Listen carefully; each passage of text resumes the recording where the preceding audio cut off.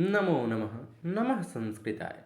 आज हम पुनः महाकवि भर्तृहरि विरचित नीति शतकम ग्रंथ के अध्ययन के क्रम में उपस्थित हुए हैं। अभी तक हमने नीति शतकम ग्रंथ के कुल 6 श्लोकों का अध्ययन कर लिया है। इस कक्षा में हम 7वें श्लोक से प्रारंभ करते हैं।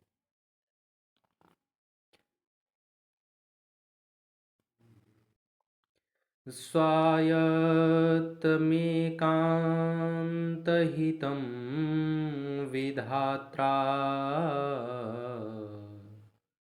विनिर्मितं छादनमज्ञतायाः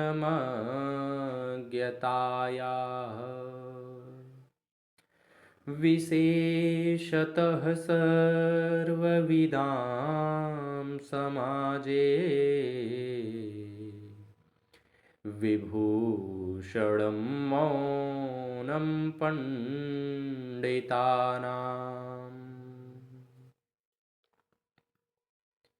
इसका अन्वय है, विधात्रा अपंडितानां स्वायत्तम एकांतहितं मौनम अज्ञतायाः छादनं विनिर्मितं यत सर्वविदां समाजे विशेषतः विभूषणं भवति।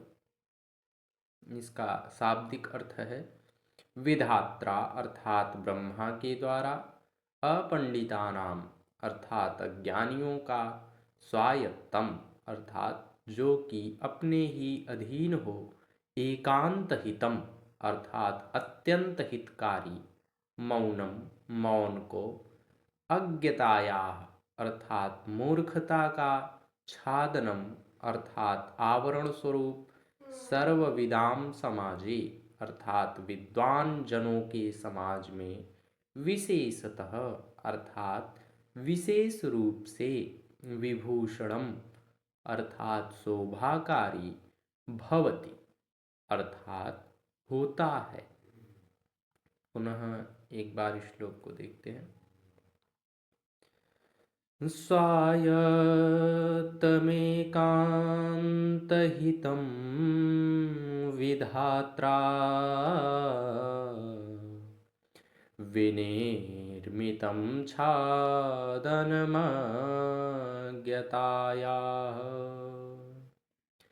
विशेषतः सर्वविदां समाजे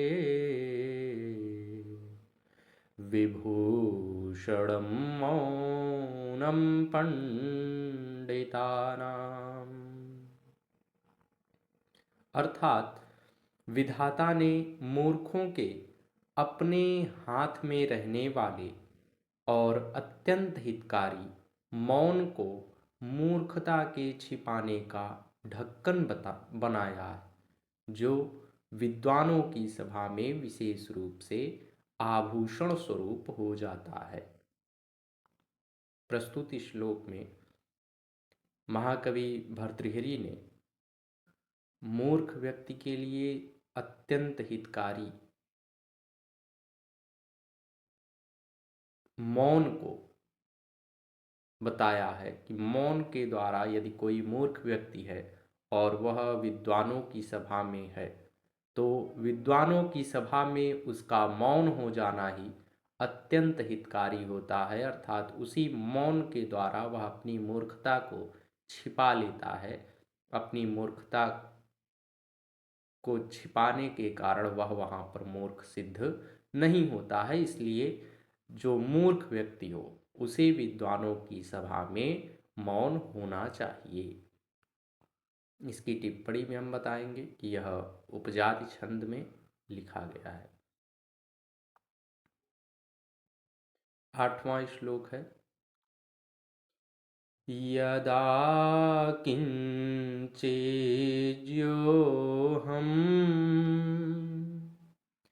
गज इव मदान्धः संभवम् तदा सर्वज्ञोऽस्मीत्य भवदवलिप्तं मम मनः यदा किञ्चित् किञ्चिद् बुधजनसकाशादवगतम् तदा मूर्खोऽस्मीति ज्वर मदो मे व्यपगतः। इसका अन्वय है, यदा अहम किंचिज्ञः शन गज इव मदान्धः संभवं तदा सर्वज्ञः अस्मि इति मम मनः अवलिप्तम् अभूत। यदा बुधजन सकाशात् किंचित किंचित अवगतं तदा मूर्खः अस्मि इति मे मदः ज्वरः इव व्यपगतः।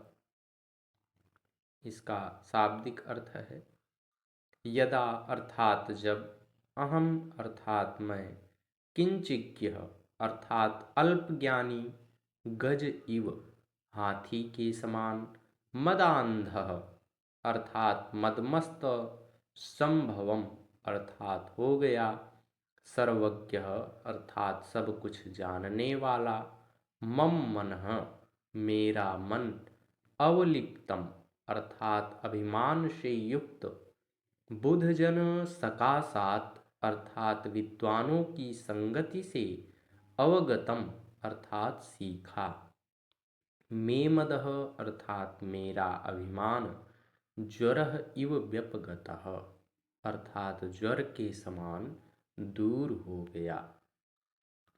पुनः एक बार श्लोक को देखते हैं। यदा किञ्चिज्ञोऽहं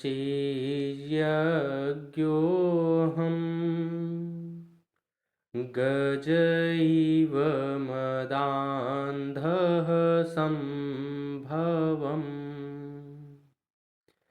तदा सर्वज्ञोऽस्मीत्य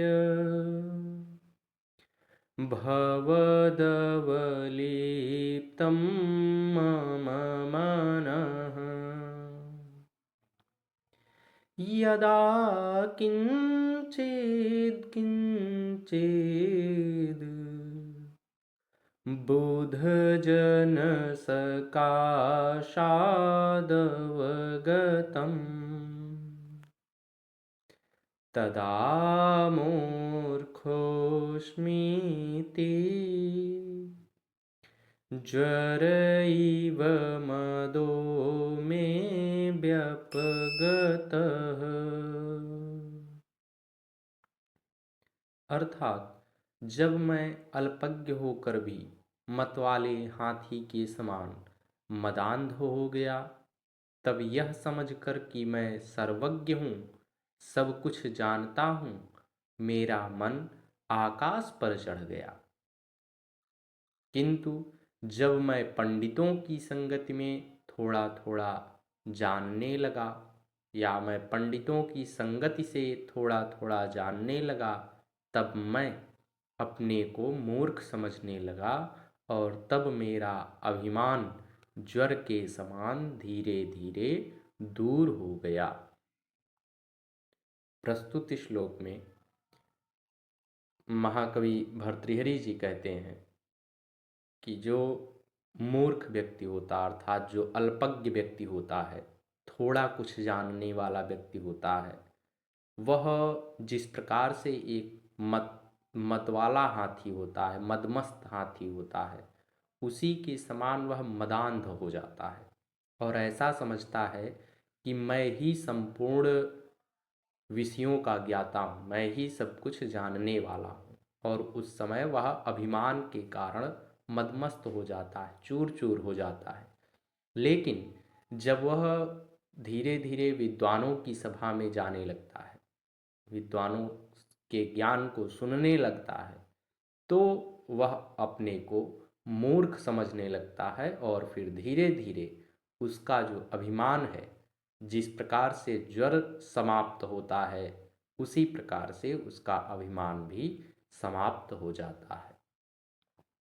इसकी टिप्पणी में हम बताएंगे, यह शिखरणी छंद में लिखा गया है और इसमें उपमा और काव्यलिंग अलंकार का प्रयोग है। 9वां श्लोक है, कृमिकुलचित्तं लालाक्लिन्नं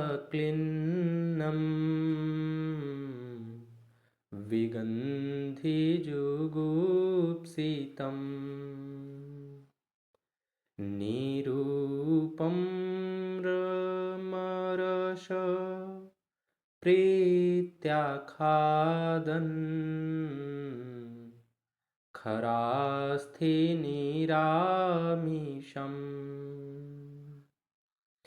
सुरपतिमपि स्वपार्श्वस्थं विलोक्य न संकते नहि गणयति क्षुद्रो जन्तुः परिग्रहफलगुताम्।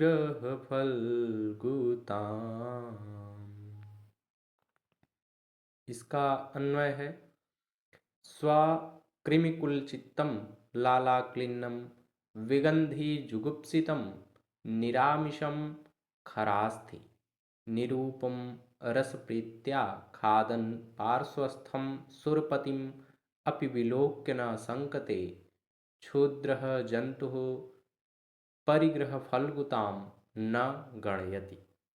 इसका शाब्दिक अर्थ है, स्वा अर्थात कुत्ता, कृमिकुल चित्तम अर्थात कीड़ों के समूह से भरे हुए, लाला क्लिन्नम अर्थात मुख की लार से गीले हुए, विगंधी अर्थात दुर्गंध युक्त, जुगुप्सितम अर्थात निंदनीय, निरामिषम अर्थात मांस रहित, खरास्थि अर्थात गधे की अस्थि को, निरूपम रसप्रीत्या अर्थात अत्यंत स्वादिष्ट भोजन के समान, पार्श्वस्थम अर्थात निकट में स्थित, सुरपतिम अर्थात इंद्र को, विलोक्य अर्थात देख करके, न शंकते अर्थात शंका नहीं करता, क्षुद्र जंतु हो अर्थात नीच प्राणी, परिग्रह फलगुताम अर्थात स्वीकृत वस्तु की तुच्छता को, न गणयति नहीं गिनता है। पुनः एक बार श्लोक को देखते हैं,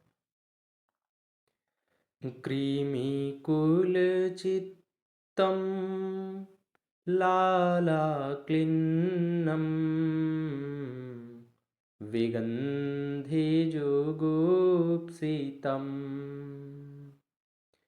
निरूपमरस प्रीत्याखादन्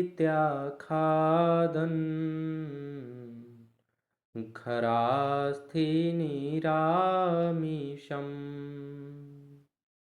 सुरपतिमपि स्वापार्श्वस्थं विलोक्य न संकते नहि गणयति क्षुद्रो जन्तुः परिग्रहफलगुताम्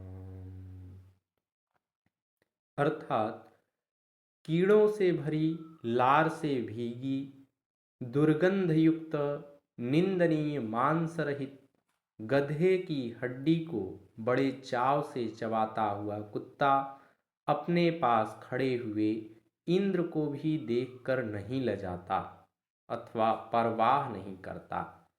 नीच व्यक्ति अपनाई हुई वस्तु की तुच्छता की परवाह नहीं करता अथवा स्वगृहीत वस्तु की क्षुद्रता पर ध्यान नहीं देता है।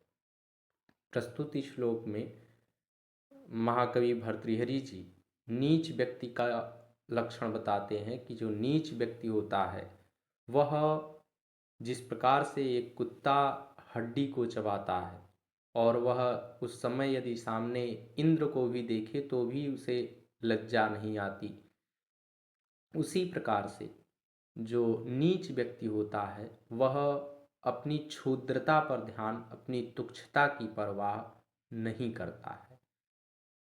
इसकी टिप्पणी में हम बताएंगे कि यह हरिणी छंद में लिखा गया है और इसमें अप्रस्तुत प्रशंसा अलंकार का प्रयोग है।